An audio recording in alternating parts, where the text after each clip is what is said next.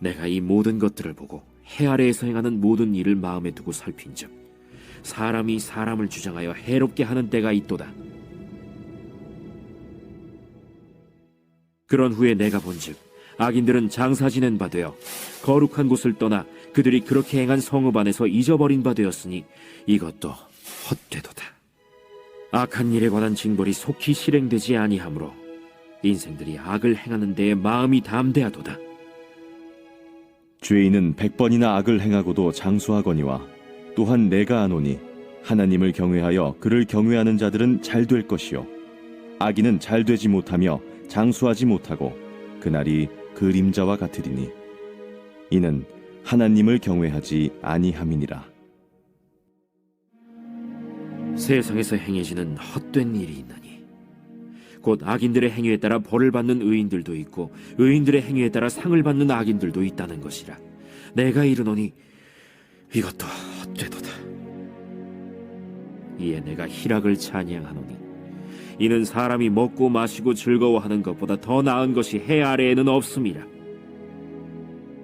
하나님이 사람을 해 아래에서 살게 하신 날 동안 수고하는 일 중에 그러한 일이 그와 함께 있을 것이니라. 내가 마음을 다하여 지혜를 알고자 하며 세상에서 행해지는 일을 보았는데 밤낮으로 자지 못하는 자도 있도다. 또 내가 하나님의 모든 행사를 살펴보니 해 아래에서 행해지는 일을 사람이 능히 알아낼 수 없도다. 사람이 아무리 애써 알아보려고 할지라도 능히 알지 못하나니 비록 지혜자가 아노라 할지라도 능히 알아내지 못하리로다.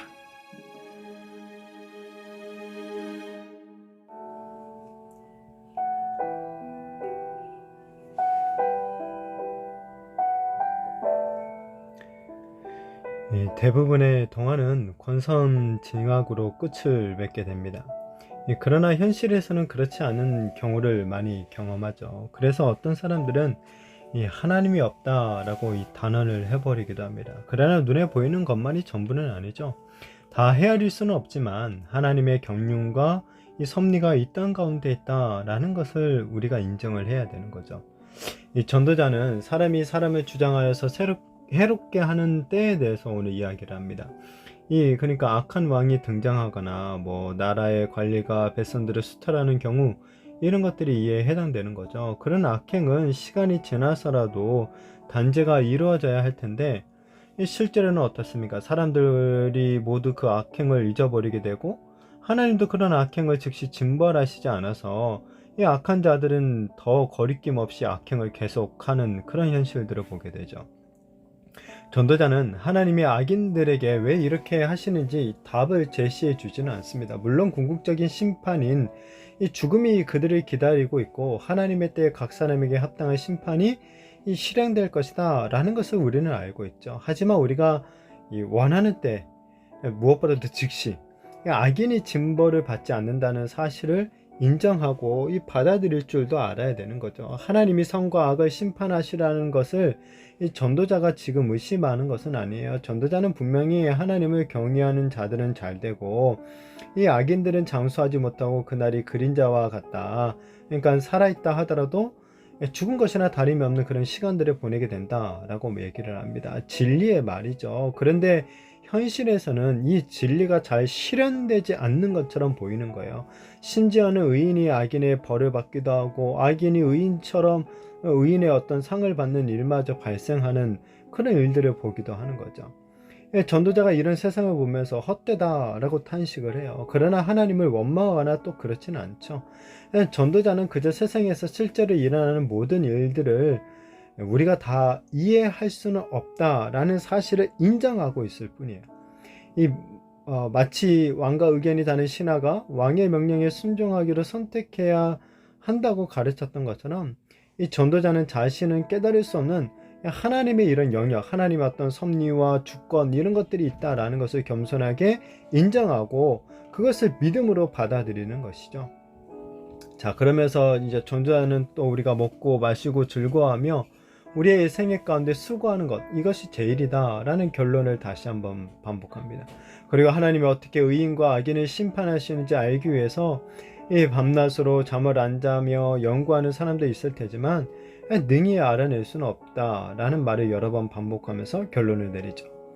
사람들은 지혜를 보통 이 많은 것을 아는 상태다라고 생각을 하죠. 그러나 참된 지혜는 사람이 알 수 없는 하나님의 시간과 하나님의 그런 고유의 영역들을 인정하고 사람에게 허락되지 않는 그 영역을 알려고 하기보다는 우리에게 허락된 그 영역에서 이 주어진 삶을 누리는 것이다 라고 얘기하고 있어요. 이 세상의 어리석은 자들처럼 내가 이해할 수 없는 세계는 존재하지 않는다는 식의 어떤 오만한 태도를 갖지 않아야 되는 거죠. 오직 주님의 주권을 겸손히 인정하는 태도를 우리는 놓지 말아야 하는 것입니다. 세상에서 이 악인이 득세하고 잘 사는 듯이 보이는 것을 보면 과연 하나님이 살아계신가 하는 그런 의문을 품게 만들기도 합니다. 하지만 우리는 그런 현상에 대해서 이 명쾌한 대답을 알 수 없다라는 것을 인정을 해야 되는 거죠. 그리고 내가 저 악인보다 더 악한지 아닌지 판단할 능력도 없으면서 악인이 저렇게 사는 것이 맞는가를 따지면서 어떤 어리석은 논의를 이어가는 것도 사실은 웃기는 일인 거죠. 그렇게 해서는 안 된다는 거예요.